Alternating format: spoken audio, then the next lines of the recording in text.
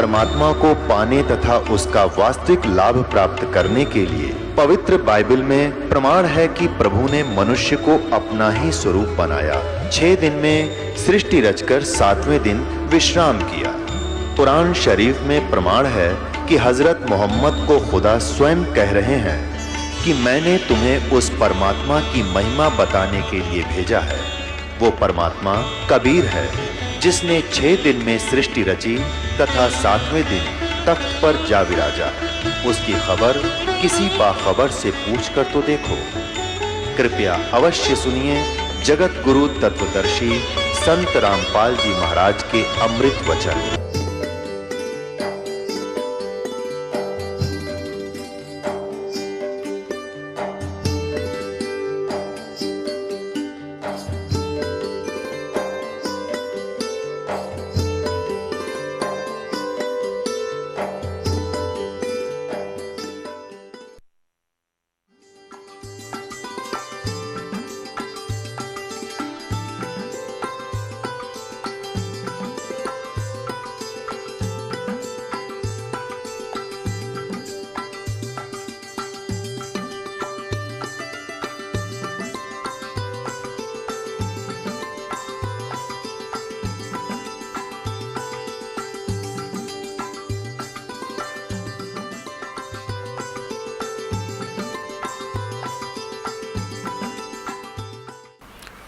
ना जाने काल की कर डारे किस विध ढल जा पासावे, अर्जी नाते सरते मौत खुड़क दी उनानू केड़ा हासावे।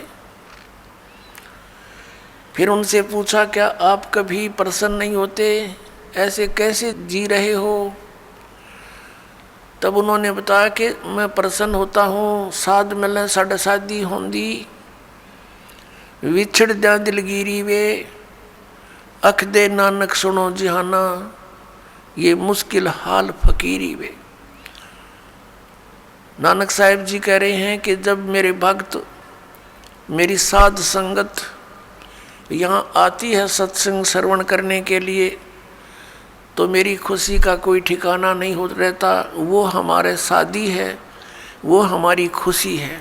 और जब ये वापस जाते हैं संसार में यहाँ से, तो फिर मुझे दिलगिरी होती है, बहुत परेशानी दुख हो जाता है, चिंता लग जाती है कि कहीं ऐसा ना हो ये मेरे बच्चों को जिनको मैंने मुश्किल से मार्ग पर लाया है, सत्य बताया है, परमात्मा का सच्चा ज्ञान समझाया है, कहीं कोई काल, क्योंकि संसार में इस ज्ञान के जानने वाले व्यक्ति नहीं हैं।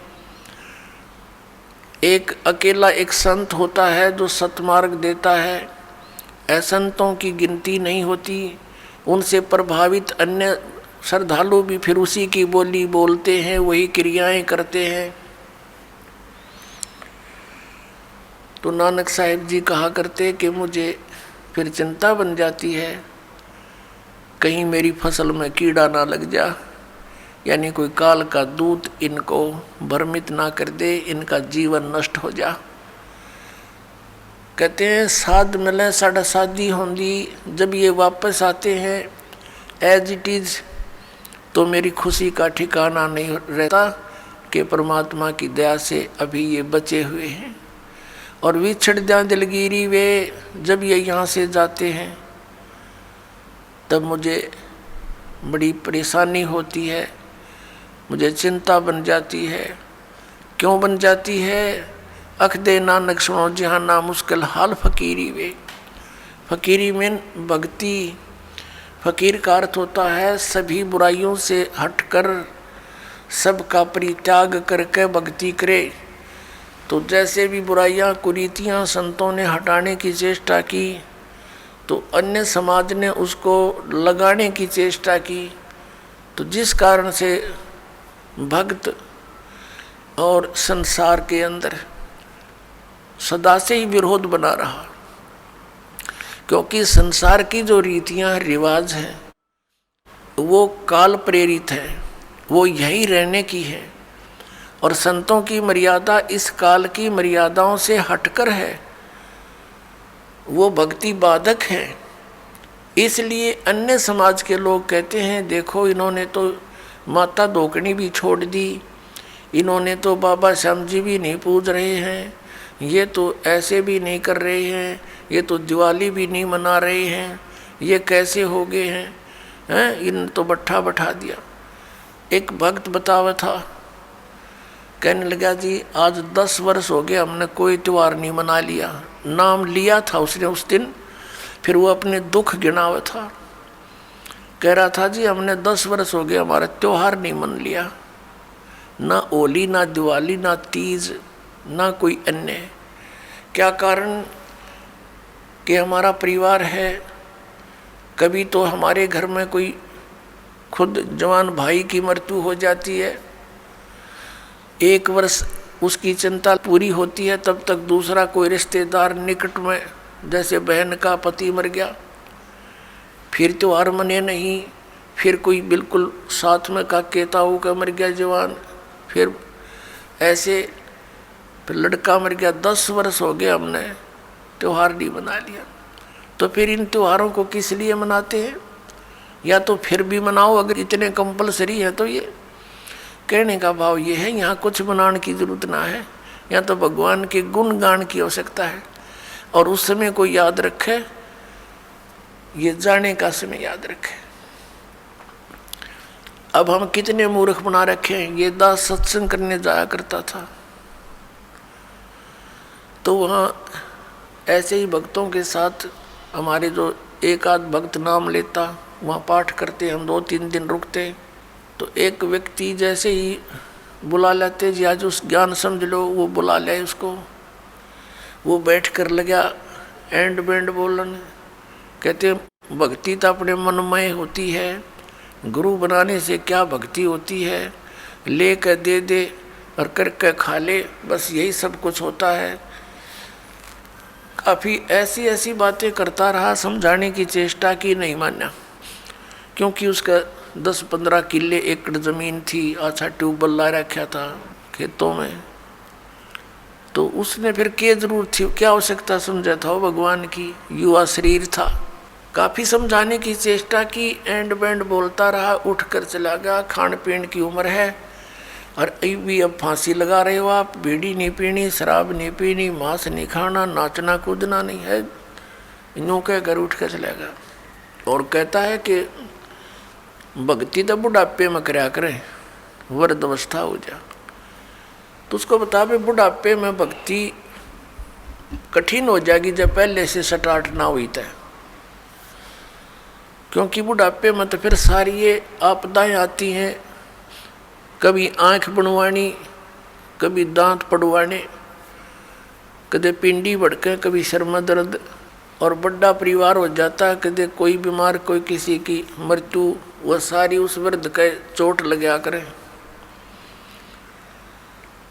और कदे खांसी सतावे, कदे और 100 समस्याएं हो जाती हैं, उठ के बैठा जाना। और क्या पता वृद्ध अवस्था तक प्राणी जीवित रहेगा कि ना रहेगा। तो भक्ति के लिए तो संतों ने बताया है, सदग्रंथों में भी यही लिखा पाया है कि भक्ति के लिए जब भी बच्चा 3 वर्ष का हो जा, बोलने लग जा,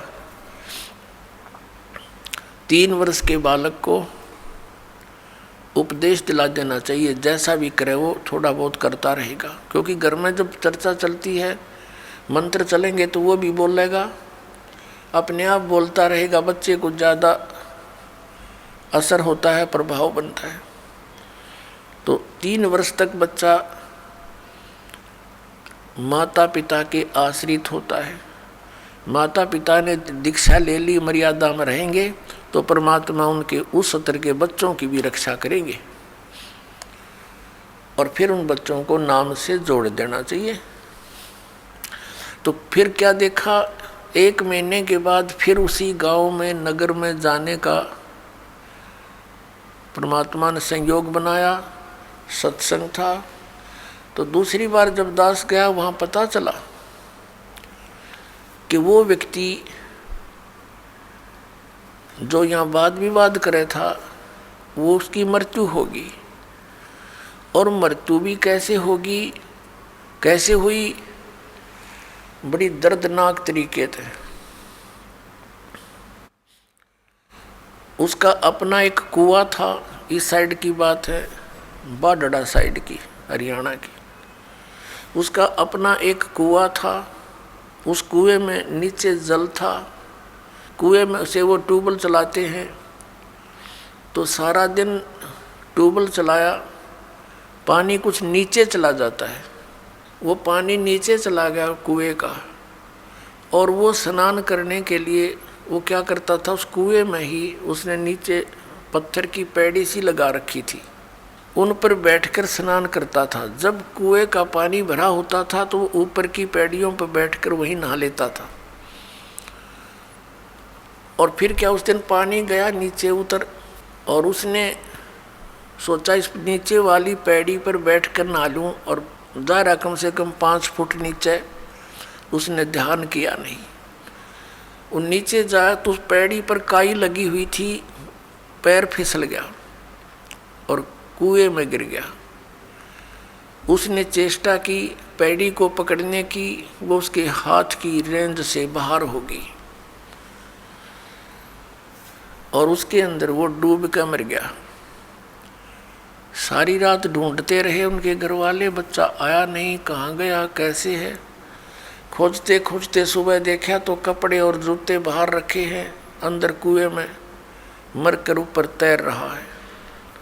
जब उसको देखा कि उसके हाथों की ने जो कोशिश की उसने पकड़ने की किसी वस्तु को, कुएं की अंदर की साइड पर पक्की थी, वो उस पर काई लगी हुई थी, उसके अंदर से उसी उंगलियों के निशान गड्ढे हुए थे कि किसी प्रकार पकड़ दो, निशान थे, और वो मृत्यु को प्राप्त हुआ। इससे ये ज्ञान समझ में आना चाहिए कि किस आधार से हम इतने फूले फिरे हैं और क्या बकवाद गढ़ते हैं। अब वो वृद्ध होया ना, भक्ति उसने करी नहीं, अब पता नहीं कहाँ धक्के खाता फिरेगा, कोई गधा बनेगा, कुत्ता बनेगा। तो पुण्यात्मा इन बातों को याद रखे। अब उसकी मौत क्यों कर हुई होगी, आसानी से नहीं हुई होगी। रोया होगा, चिंगाड़ा होगा, नो चिल्लाया होगा, बचा लो बचा लो। बचानी है कोई याद भी ना करे, वहाँ कौन बचावे, वहाँ भगवान बचावे, अठा के बाहर ले आवे।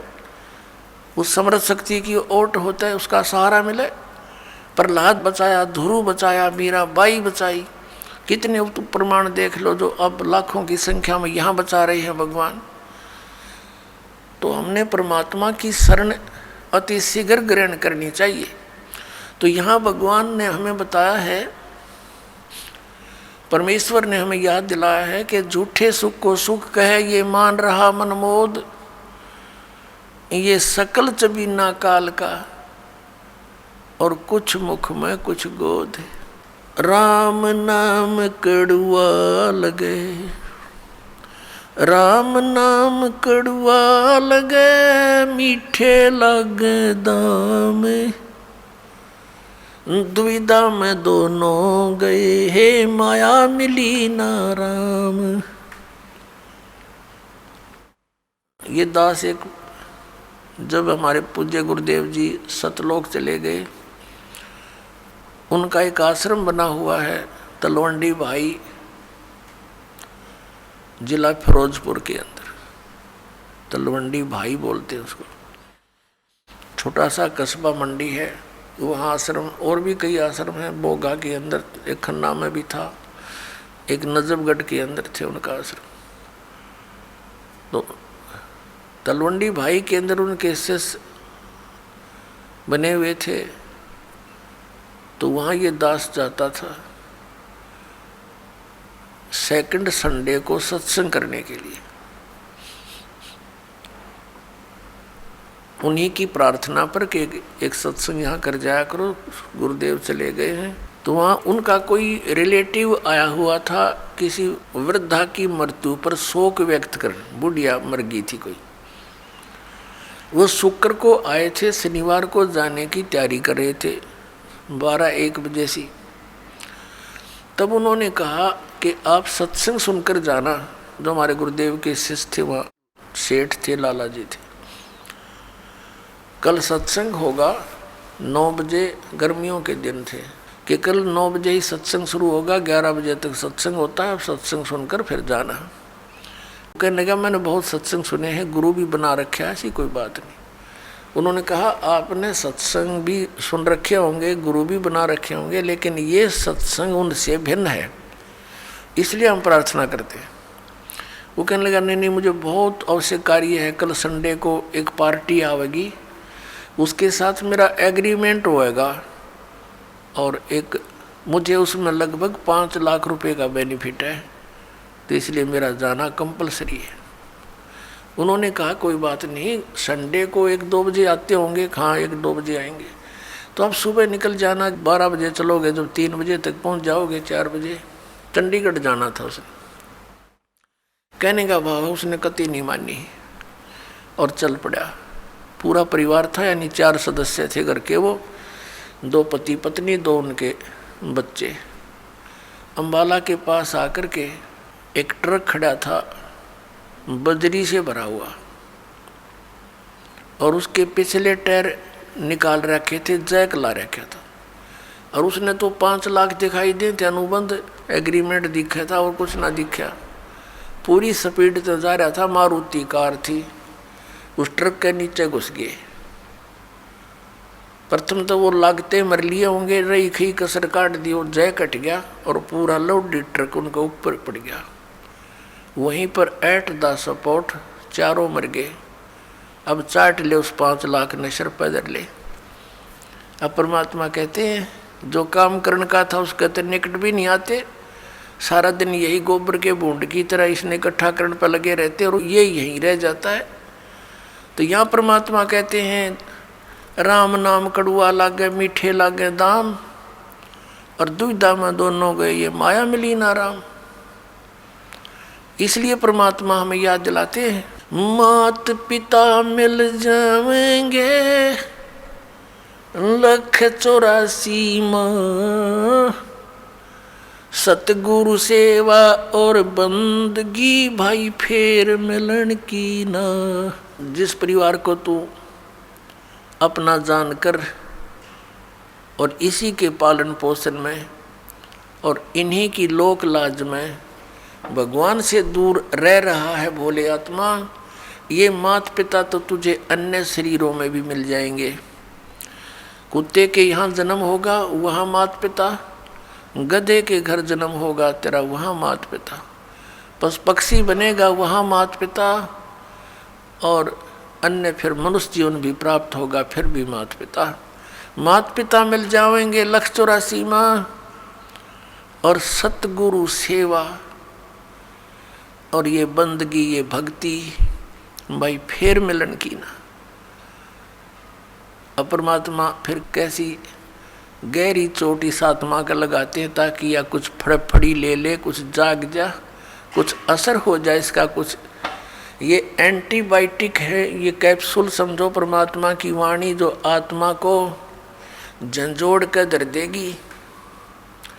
और इसके ऊपर जो तीनों गुणों का ये नशा बना हुआ है या भांग पी रखी है काल के इस झूठे सुख की, इस त्रिगुणमयी माया की, इसे मिलने वाले लाभ की, तो या उतरने लग जाएगी, कुछ कम हो जाएगी, इसका नशा उतरेगा आपको। परमात्मा कहते हैं कबीर ये माया अटपटी और सब घट आन अड़ी, किस किस न समझाऊं या कुएं भांग पड़ी। आप इस सत्संग को छोड़कर अन्य सत्संग भी सुनते हो, उन सत्संगियों के व्यवहार भी देखते हो। नाम सत्संग का कर्म सारे वही जो आम जन साधारण किया करता है, इसलिए समाज में कुरीतियाँ ना घट करके बढ़ती ही चली गई। ऐसे ही ये भ्रष्टाचार भी बढ़ता ही चला गया, दुराचार भी चरम सीमा पर पहुंच गया, अत्याचार, लूट खसोट, रिश्वतखोरी। तो क्या फायदा हुआ? इतने संत और भक्तों की गिनती नहीं और असर इतना भी नहीं किसी का। कारण क्या है कि वो संत नहीं, और संत के आदेश बिना विकार छूट नहीं सकते। संत का वचन में परमात्मा की दया होती है, उसके ही वचन से, उसकी सत्संग सुनने से प्रभाव बनता है। तो वो संत नहीं है, वो दिखे संत, क्योंकि ऊपर के दिखावे से या इस सत्संग वचन सुना देने से संत नहीं होता। संत के बहुत ही ज़्यादा गहरे जो लक्षण होते हैं वो जनसाधारण की पहुंच से दूर होते हैं। एक तो संत का ज्ञान से पहचान होता है, संत की और असंत की उसके वचनों से, उसके सत्संगों से पहचान होती है। और सदग्रंथों में तो और भी बहुत सी पहचान बताई हैं कि उल्टे लटके हुए संसार रूपी वृक्ष को जो भिन्न भिन्न बता देगा स वेदवित वो तत्वदर्शी संत है। गीता जी अध्याय नंबर 15 के श्लोक नंबर 1 में यही ज्ञान दिया है। और संत की और असंत की पहचान उसके ऊपर के दिखावे से नहीं होती, ऊपर के आडंबर से नहीं होती, उसके ज्ञान से होती है। और फिर समाधान के मंत्र से होती है। ज्ञान भी सुना कर कोई किसी से मिलता जुलता कह सकता है, लेकिन उसके पास उस रोग के नाश करने की, इस हमारे जन्म मृत्यु के रोग का नाश करने की और प्रारब्ध के अंदर आने वाले कष्टों का निवारण करने की औषधि नहीं है, वो सही मंत्र नहीं है, तो कितनी ही बातें बनाता रहे वो संत नहीं है। और किसी व्यक्ति ने इस दास से सुनकर और ये मंत्र लेकर तीनों और स्वयं संत बनकर इनको दान करने लग जाता है, देता है, तो वो डुप्लीकेट लाइसेंस बना रहा है, क्यों वो अधिकारी नहीं है। वो गुरु की आज्ञा के बिना स्वयं ही नाम देता है तो वो निगुरा है और वो अधिकारी नहीं है, उससे उपदेश लिया हुआ भी व्यर्थ ही है। तो इन सब बातों से हमने सावधान रहना है। अब क्या बताते हैं परमात्मा? कंठी माला सुमरणी पैरे से क्या हो, ऊपर डूंडा साध का अंतर राख्या खो। ऊपर तो साध का डूंडा पीट रखा, जैसे कंठी माला तिलक दाढ़ी दूढ़ी बढ़ा रखी, लाल कपड़े डाल रखे, ऐसा दिखे जैसे बड़ा महापुरुष होगा, और अंदर भक्ति ना ज्ञान एक आने का। कहते ऊपर डूंडा साध का, ऊपर लोग दिखावा तिसा दिखे, भाई कति आदमी ने सोचा भगवान से मिल रहा होगा और अंदर खख नहीं उसके, तो उसका ज्ञान से पता लगेगा, उसकी बोली से पता लगता है। जैसे धर्मदास जी को जब ज्ञान हुआ, आदरणीय धर्मदास साहिब जी को, और परमात्मा उनसे बिछुड़ गए थे, उसके वियोग में संतों से मिलते थे और उन संतों से प्रश्न करते थे वो कि ब्रह्मा विष्णु महेश के माता पिता कौन हैं। गीता जी अध्याय नंबर 18 के श्लोक नंबर 62 में जो गीता ज्ञानदाता किसी अन्य भगवान की शरण में जाने को कहता है, वो भगवान, वो परमात्मा कौन है, तो वो उसका जवाब नहीं दे पाते थे। वो वही बोली बोलते थे जो पहले बोला करते थे, ये तो अजरो अमर है, सर्वेश्वर है, महेश्वर है। तो उठकर चल पड़ता था कि ये संत नहीं असंत है। तो संत और असंत की बोली से पता लगे। कबीर परमेश्वर जी कहते हैं, खरना होवे केहरी कबहू सिंह की खाल उठाए। यदि गधे को सिंह की यानी शेर की खाल पहना दी, ऊपर का कवर उसका, वो उस मात्र से सिंह नहीं बन जाता, शेर नहीं बन जाता, दिखता शेर है बिल्कुल। एक समय एक कुमार ने कुबद सूझगी, उसने कितने कोई शेर की खाल पाएगी पड़ी हुई, शेर मरा पा गया, उसने वो खाल खुल तार तोड़ लिया उसकी कितने काट पीट के, और उसने अपने गधे पर डाल दी, पूरी फट कर दी, और उसको रात के समय खेतों में छोड़ दे, वो जाके किसानों की फसल खावे। रखवाले देखें चांद की चांदनी में निकट जावें, क्या बढ़ गया क्या आ गया, देखे वहाँ पर शेर खड़ा फसल खा रहा, शेर सिंह, तो वो भाग ले बुरी तरह, गाँव में आकर रुक गए, मर गए, शेर आ रहा, शेर आ गया। अब रखवालों ने उधर जाना भी छोड़ दिया कि रात में शेर आवे और फसल खावे, काफ़ी चर्चा का विषय बन गया। एक दूसरे कुम्हार को पता चला कि भाई शेर फसल तो खा नहीं सकता, देखते हैं कोई गधे पर खाल ना डाल रखी हो किसी ने, उसने सोचा कि भी चल पहचान करते हैं, गांव वालों से कहा भी चलो आज शेर पकड़ते हैं। वो कहने लगे नहीं भाई नहीं, उधर नहीं जाना।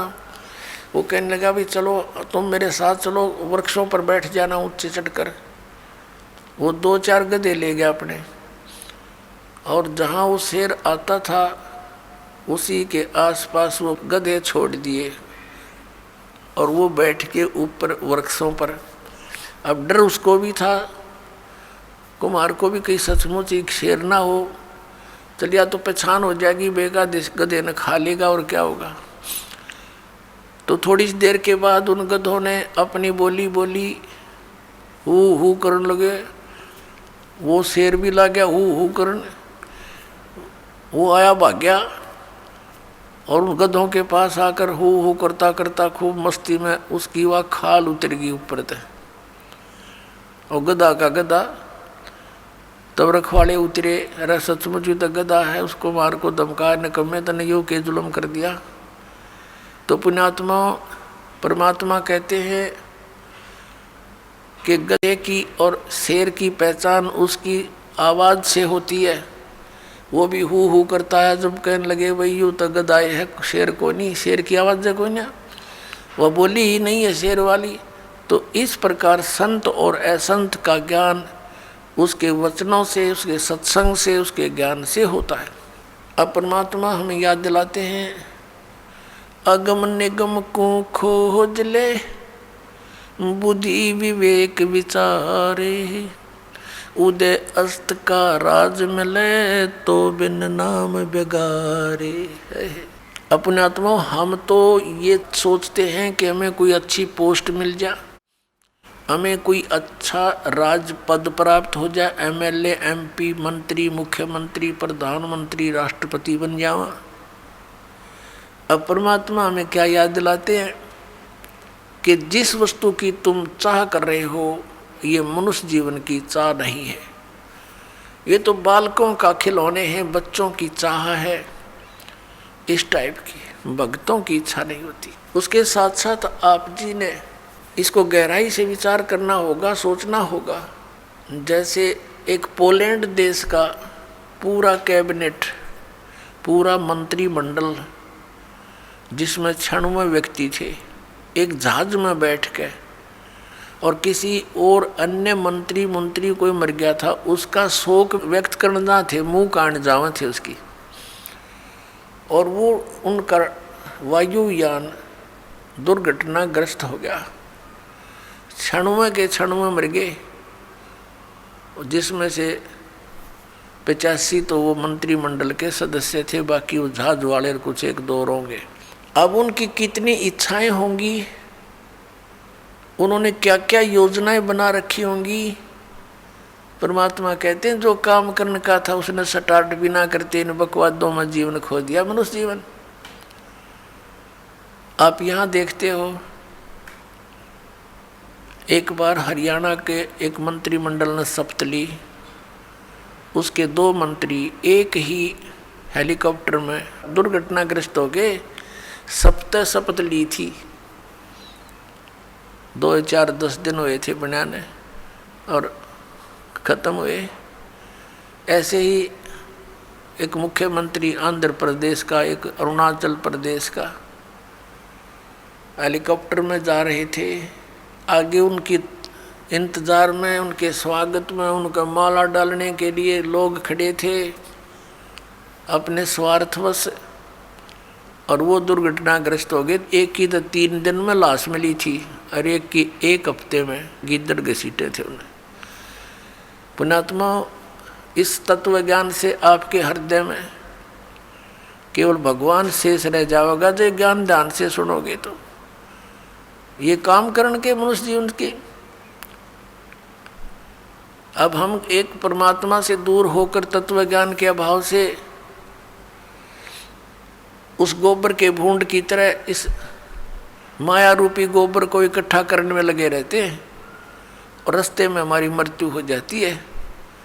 जैसे गोबर के भूंड होते हैं, देखे होंगे खेतों में, भैंस गाय गोबर चौथ कर देती है, गोबर कर देती है, और वो दोनों बूंद और बूंदनी व पति पत्नी उस सारे गोबर ने इकट्ठा कर और बिल में ठोक लेंगे, गोली बना बना के उसको ऊपर का रेत लगा के कोई पिछाड़ना ले के रखा है छुपा के, और ऐसे ढोते ढोते मर जाते हैं पशु के पैर तले आके, वो गोबर वहीं रह जाता दरा दरा।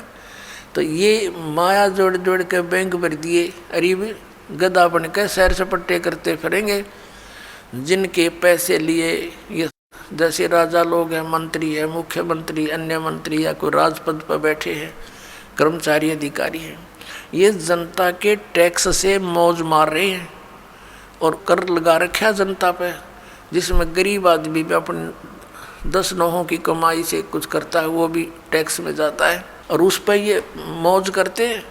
जो इनका कर्तव्य बनता है उसको भूल कर ये भी केवल अपने ही स्वार्थ में, अपने ही उदर पूर्ति में लगे रहते हैं, जिस कारण से इनको प्रत्येक का कन कन देना पड़ेगा। किसी का गधा बनेगा, किसी का बैल बनेगा, किसी की भैंस बनेगी, गाय बनेगा।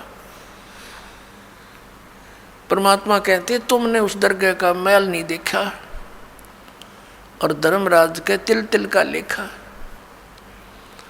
जैसे एक गवर्नर था पंजाब और हिमाचल का, वो ज्वाइंट यानी 2 चार्ज थे उसके ऊपर, 2 का गवर्नर था अकेला। वो रिटायरमेंट पे था, 1-2 वर्ष रह रहे थे। उसने सोचा पहाड़ी क्षेत्र में हिली स्टेशन पर बहुत बड़ा बंगला बनाऊंगा और बुढ़ापे में वहाँ ठाठ से रहा करूँगा, शुद्ध वायु होगी, सैर सपट्टे वहाँ कराया करूँगा। उस उद्देश्य से 3 करोड़ रुपये लेकर हेलीकॉप्टर में वहाँ के कोई अच्छे बड़े प्लाट का, बड़े ज़मीन का वो रजिस्ट्री कराने चला था। 3 करोड़ रुपये उसने हेलीकॉप्टर में रख रखे थे। अपन आत्माओं पहले 100 के नोट थे, 500 के भी ना थे, तो मरण के काम तो आप कर रहा था। वो 3 करोड़ 100 के नोट और बरकत देखे कितने हो जाते हैं। तो वो दुर्घटनाग्रस्त हो गया वो हेलीकॉप्टर। उसका परिवार भी साथ में था, एक बालक बच्चा था, लड़का। वो पहाड़ियों पर मर गया पड़ के, और वो नोट उड़ते फिरे। वो बकरी खावा उनने, फिर वो आकर जो भेड़ बकरी चरा रहे थे वो उठा ले गए गडरिए। फिर उनको फिर क्या देखा कि उसका जो अपना रेजिडेंस था वहाँ उसने तय खाना बना रखा और उसमें 40 करोड़ रुपया दे रखा। 40 करोड़ रुपया 100 के नोटों का मेरे ख्याल में 2 ट्रकों पर नहीं चला है। और वो छाती का लाए बैठा सांप की तरह उस पर सोए और वहाँ मर गया।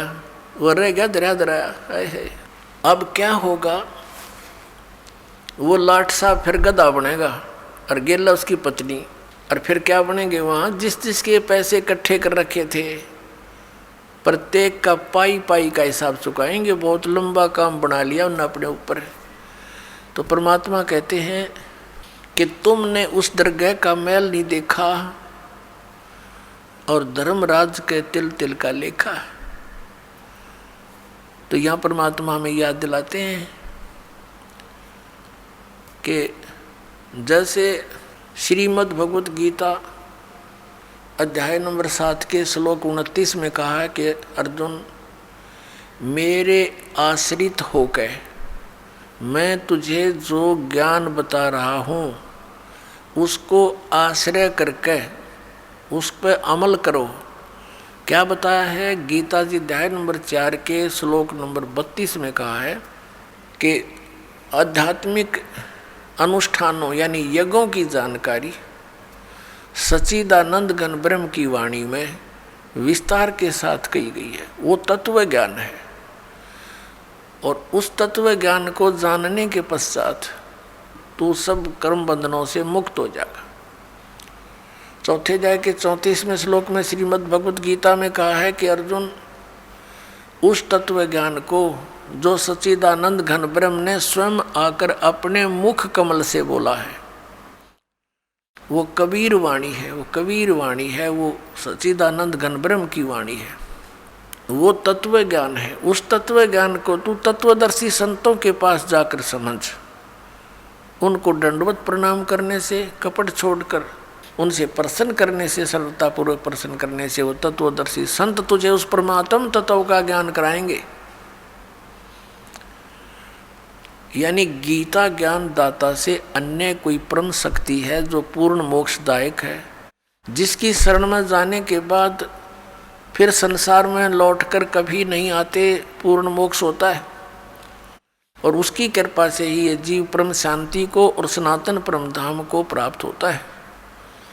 अपने विषय में गीता ज्ञानदाता कहता है कि अर्जुन, चौथे अध्याय के 5 और 9 में, दूसरे अध्याय के 12 श्लोक में गीता जी में, गीता अध्याय नंबर 10 के श्लोक नंबर 2 में कहता है, अर्जुन तेरे और मेरे बहुत जन्म हो चुके हैं, तू नहीं जानता, मैं जानता हूँ।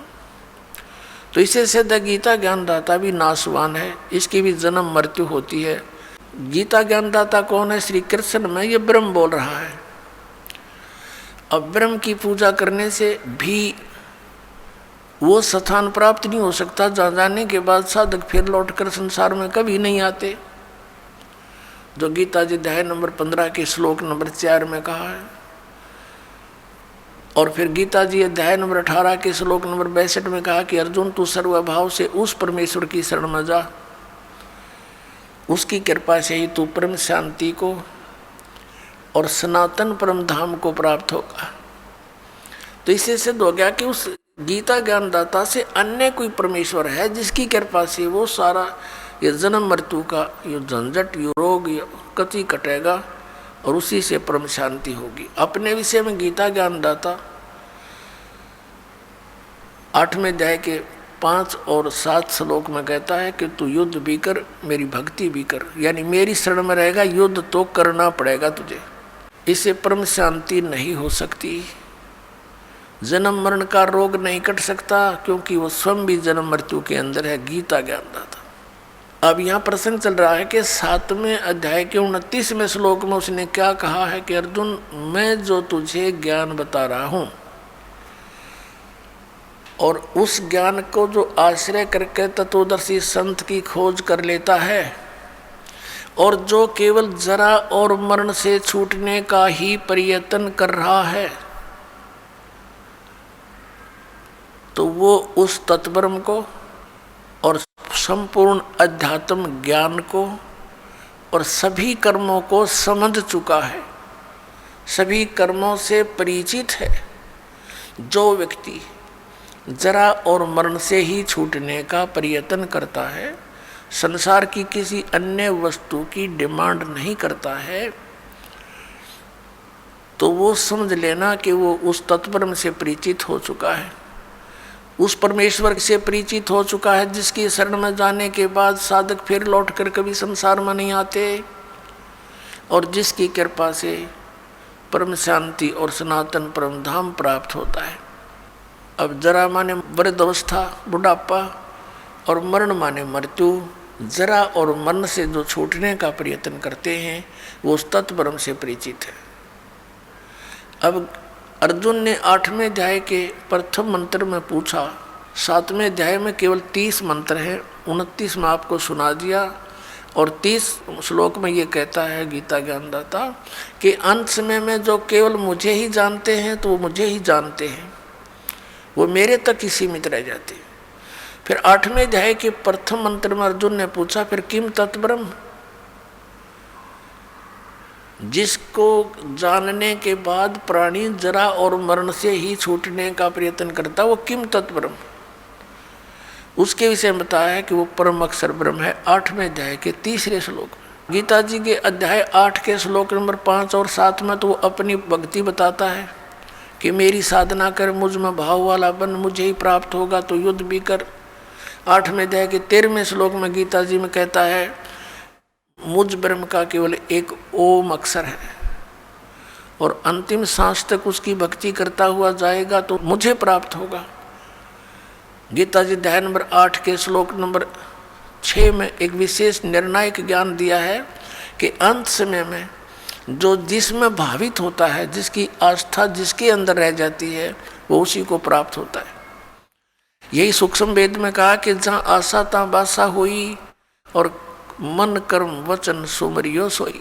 अब गीता जी अध्याय नंबर 17 के श्लोक नंबर 23 में कहा है, ओम तत्सत इति निर्देश है ब्रह्मण त्रिविध समर्थ। ब्राह्मणा तेन वेदा च विहिता पुरा।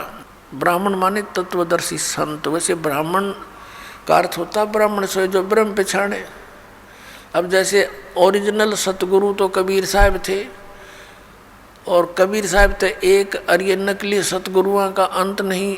ऐसे ही ब्राह्मण का अर्थ असली होता है वो व्यक्ति जिसने भगवान को जान लिया।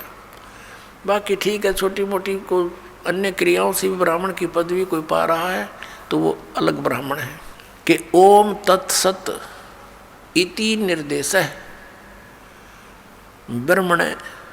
ब्रह्मण माने सच्चिदानंद घन ब्रह्म, यानी पूर्ण परमात्मा परम अक्षर ब्रह्म के पाने की, उसके सिमरण की इस 3 नाम का निर्देश है। ओम तत्सत इति निर्देश है। निर्देश माने फाइनल फैसला, डायरेक्शन।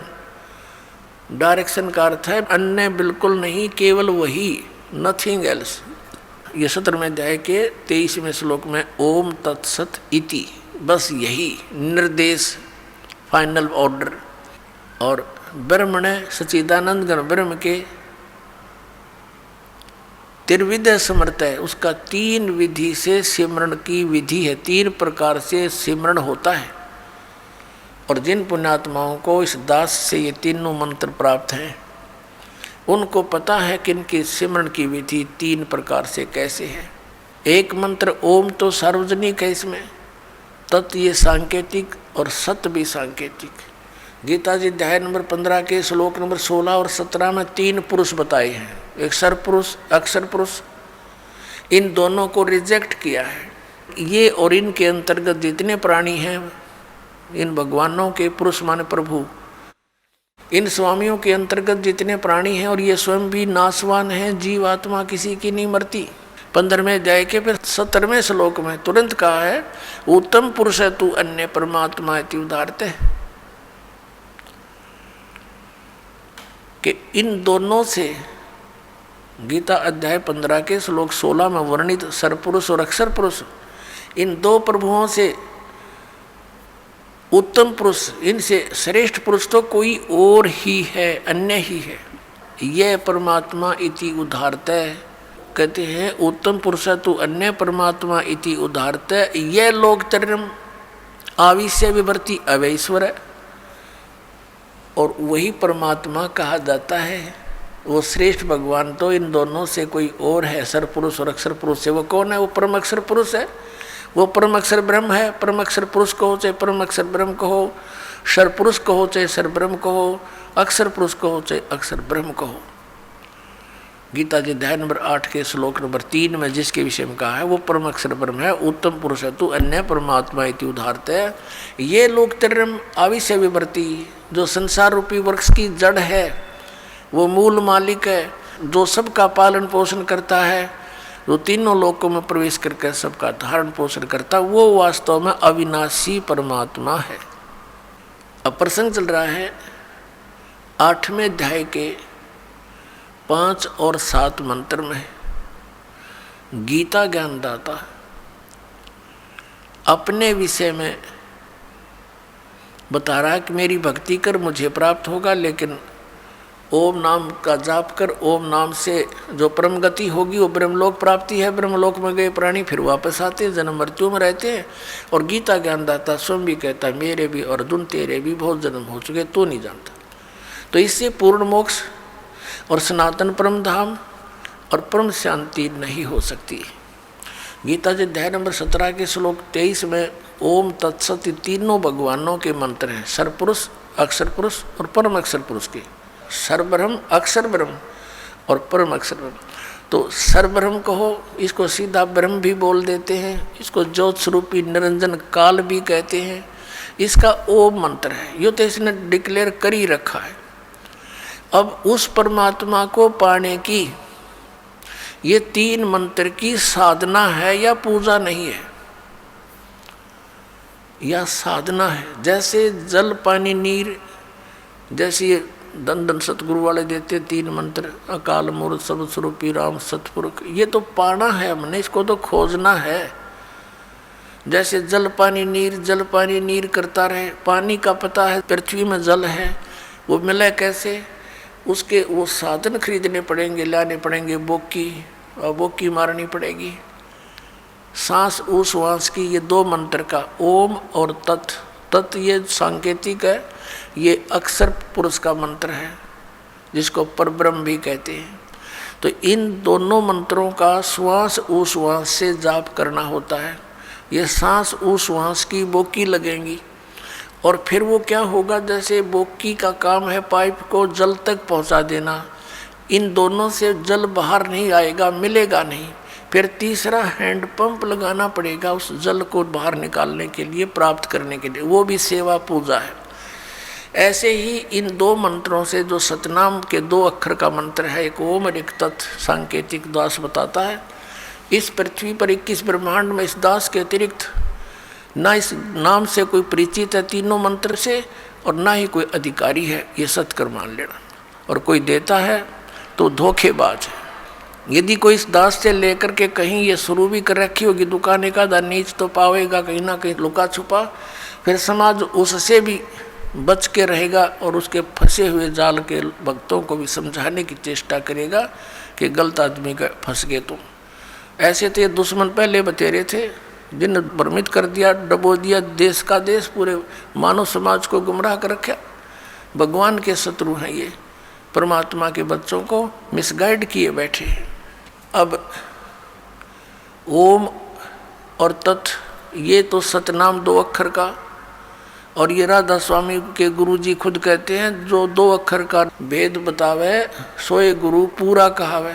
इन 1 अक्षर का बिना बेरा है तो 5 नाम काल के 5 उनका जाप करते हैं, जिस कारण से इनका मुखिया भी भूत की योनि प्राप्त किए हुए हैं और अपनी शिष्या बुक्की में बढ़कर प्रवेश करके हुक्का पीवे और चूरमा खावे, रोटी खावे। अब खा यहीं पर खा धक्के, क्योंकि संत मिले नहीं और पिछली पुण्यकर्मी प्राणी थे ये महात्मा, आगे चार्जर ठीक मिला नहीं, सतभक्ति मिली नहीं, पिछली बैटरी डिस्चार्ज होगी, पुनक्षीण हो गए, भूता बनना था। फिर करोड़ों लोगों को गुमराह करने का दोष सिर पर रख ले गया, वो तो दुर्गति इसकी न्यारी होगी। ये सत्कर्माना पुण्यात्माओं, दास का कोई उससे बाई बंटवारा ना, कोई किसी चीज़ का हिस्से में साझा नहीं कि भाई उसको उनको कोई झूठ बोल कर जनता को अपने पीछे लगा कर उनका कोई हिस्सा लेता हूँ, नहीं। परमात्मा ने इस दास को वो ज्ञान दे दिया जो किसी के पास नहीं, इसके बिना जीव का कल्याण कति नहीं। परमात्मा के बच्चे अपना जीवन नाश कर रहे हैं। मुझे बहुत रोना आता कई बार बैठ कर के कौन सी साइड से समझाऊं। भगवान आप पर दया करिए, अपने बच्चों को आपने ये शुरुआत की है तो इसको पार भी लगाना। परमात्मा हम जीवों के बस का नहीं है, इतने बड़े मिशन को सफल करना, आप ही दया करियो। तो पुण्यात्मा जो प्रसंग चल रहा है कि जैसे हैंड पंप लगाया, बोकी पहुंच गई, पाइप भी नीचे चलेगी, बोकी का काम हो गया पूरा। अब पाइप जो है उसके ऊपर एक हैंड पंप लगाना पड़ेगा। अब वो हैंड पंप को भी फिर उसकी पूजा है, उसका सिमरण करना है, वो सारनाम है, ये सतनाम है 2 अक्षर का, एक ओम और तत्, और सत जो है ये सांकेतिक है, ये सारनाम है। तो ये पूरे प्रोसीजर का सिमरण करने से पूरा सिस्टम जब सिमरण लगेगा तो पूरे सिस्टम से पानी बाहर आएगा। तो हम पूजा नहीं करते, ये पूजा तो हम जल की करते हैं, हैंडपंप लगाए हैं, जल की पूजा कर रहे हैं। उस वस्तु को प्राप्ति के लिए जो भी हम साधन अपना रहे हैं वो तो साधन है। तो ऐसे ये साधना है उस परम अक्षर ब्रह्म के पाने की। ओम तत्सत इति निर्देश ब्रह्मण है तिर्विधय समर्थ है, उस सच्चिदानंद घन ब्रह्म के सिमरण की, उसको प्राप्ति करने की ये 3 मंत्र का निर्देश है।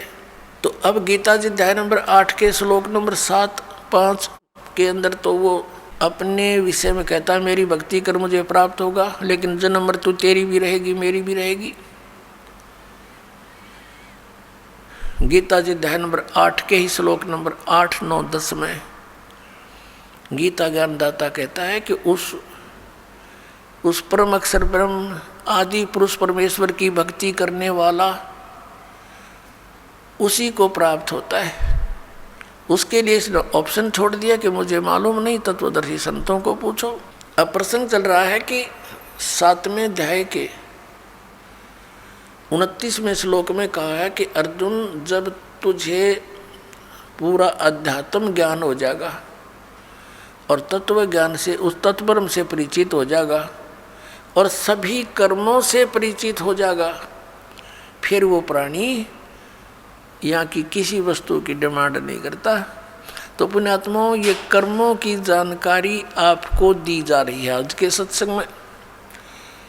अब जैसे शंका आ जाती है कि एक तरफ तो विधान है परमात्मा का कि जैसे भी कर्म प्राणी करेगा उसका फल उसको अवश्य मिलेगा, दूसरी तरफ ये कहा जाता है गुरु बिन माला फेरते, गुरु बिन देते दान, गुरु बिन दोनों निष्फल हैं, चाहे पूछो वेद पुराण।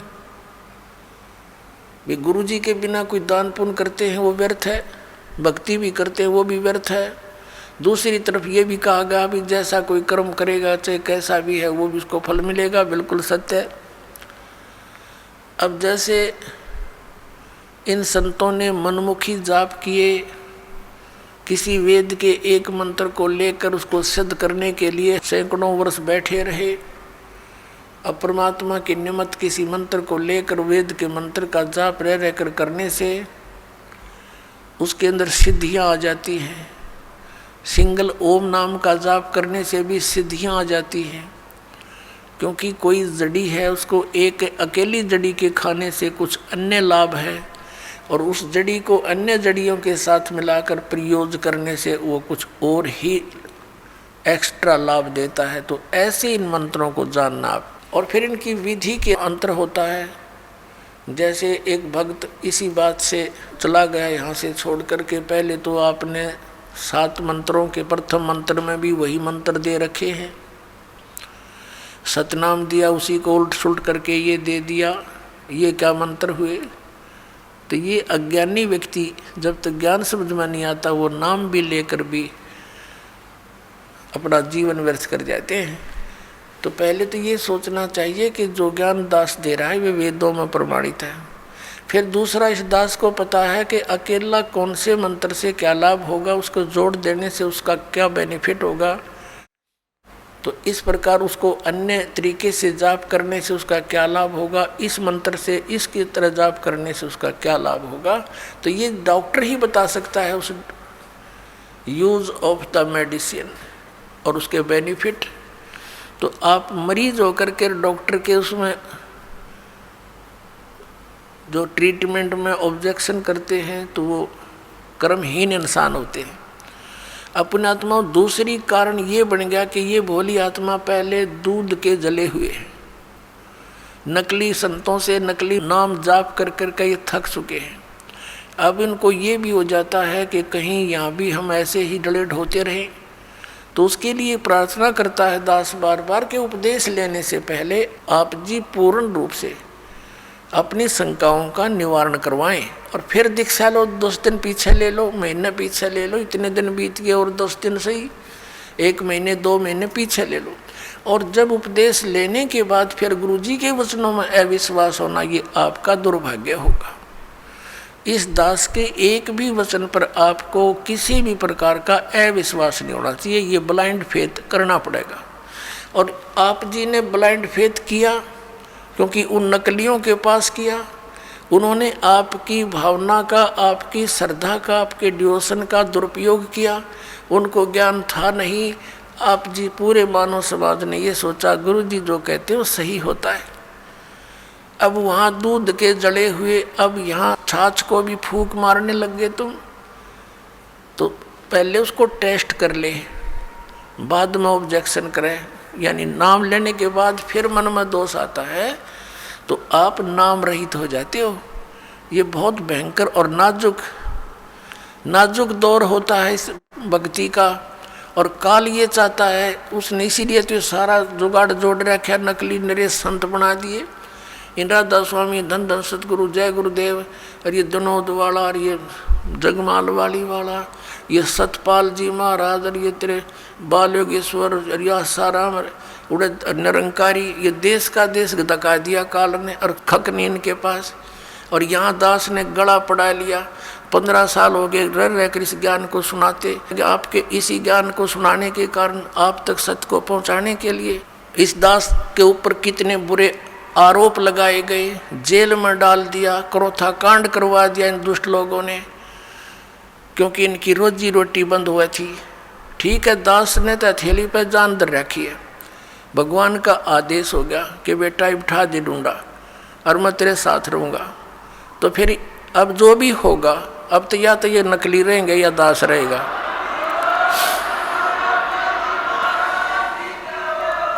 अज्ञान तो पहले था ही था, अब ये ज्ञान रहेगा, एक का रहेगा दूसरा नहीं रहेगा संसार में। आप देख लेना, कुछ ही दिनों की बात है। बुद्धिमान समाज है, अभी तक तो बैठे बेचारे भोले भाले आँख नीचे, और जब इनको ज्ञान होगा कौन मरेगा वहाँ, अपना फांसी कौन लगवाएगा, तुरंत भाग आएंगे वहाँ से कि रिश्तेदारी टूटे तो टूटो 100 बार।